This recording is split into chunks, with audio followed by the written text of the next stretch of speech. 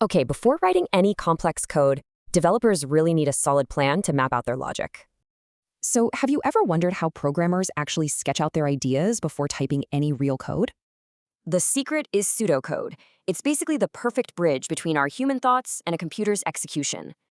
What's super cool about this is it lets you completely ignore all that complicated, messy syntax.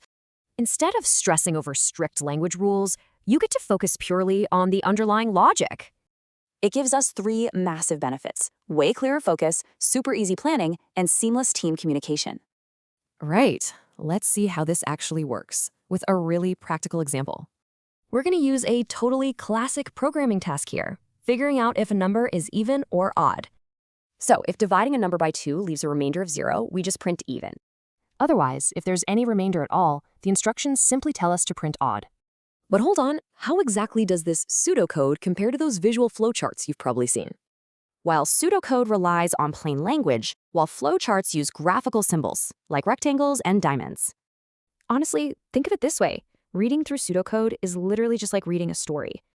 Meanwhile, checking out a flowchart, that's way more like watching a movie of how your data flows. So pseudocode is perfect for detailed narrative steps, but flowcharts help you instantly grasp the overall structure. They're both absolutely incredible tools, but your choice completely depends on the specific problem you're tackling. So, tell me, will you write a story or draw a movie for your next big algorithmic challenge?